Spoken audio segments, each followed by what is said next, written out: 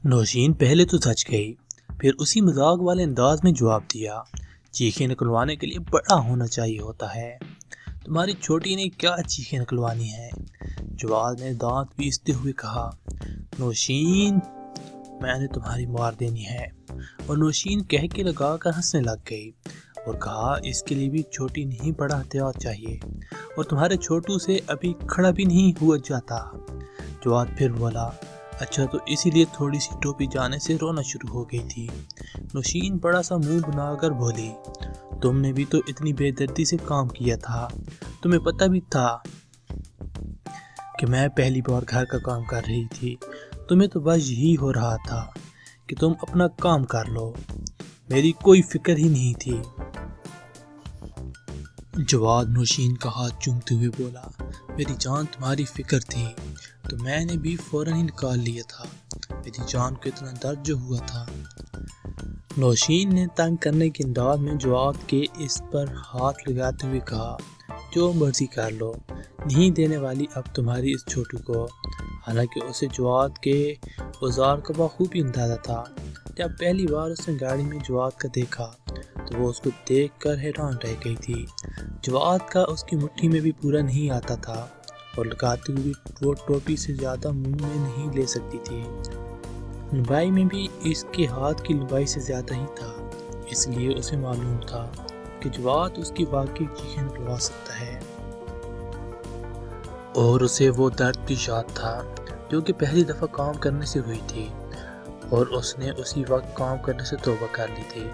जवाद ने बाद में भी कई बार नौशीन को काम का कहा, लेकिन वो हमेशा ही उसको रगड़ने से ज़्यादा और कुछ ना करने देती। दोनों एक दूसरे से इसी तरह ज़बानी छेड़खानी करते हुए जा रहे थे। नौशीन ने कहा, जवाद तुमने अभी तक मुझे तेल लगा कर भी नहीं दिखाया, जान इतना दिल करता है तुम्हारे मसाज करने को।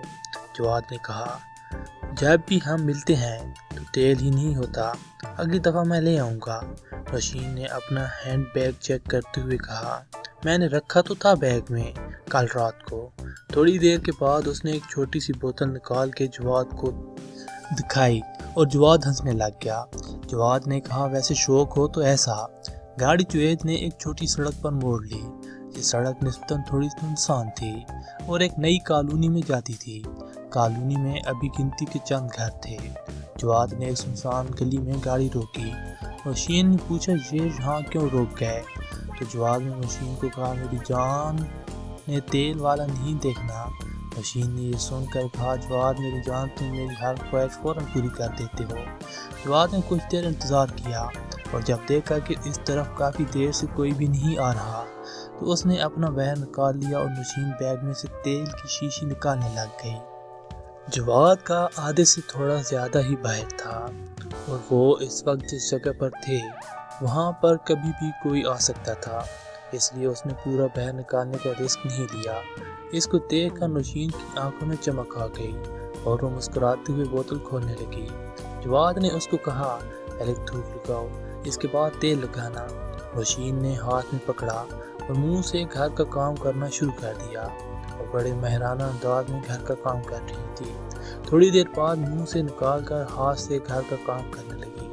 जवाद इस मजे में गुम थे। दोनों को आस पास की खबर ही नहीं रही कि वो एक सड़क के किनारे ये सब कर रहे हैं। उसको होश उस वक्त आया जब किसी ने उसकी गाड़ी का शीशा बजाया। शीशा बजने की आवाज़ सुनकर वो चौंक गया। देखा तो बाहर दो पुलिस वाले बाइक पर खड़े हुए थे। ये सब इतना अचानक हुआ कि दोनों को संभलने का मौका ही नहीं मिला। नौशीन भी आवाज़ें सुनकर सीधी होकर बैठ गई और जवाद को इतना मौका भी नहीं मिल सका वो अपना वापस अंदर कर सकता।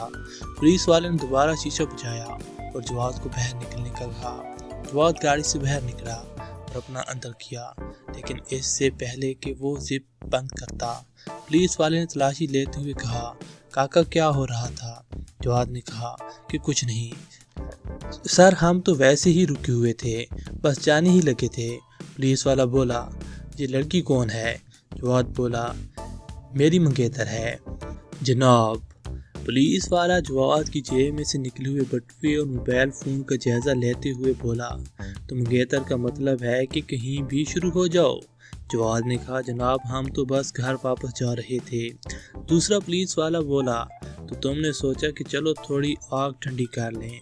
जो पुलिस वाला बटुए का जायजा ले रहा था उसने दूसरे को कहा कि सिर्फ 2800 रुपये हैं।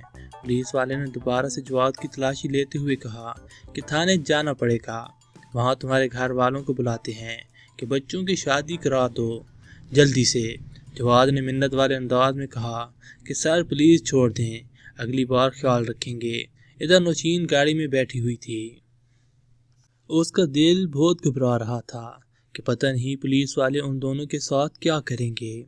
जवाद पुलिस वालों की मिन्नत समाजत कर रहा था, लेकिन पुलिस वाले कह रहे थे कि 10,000 से कम में नहीं छोड़ेंगे।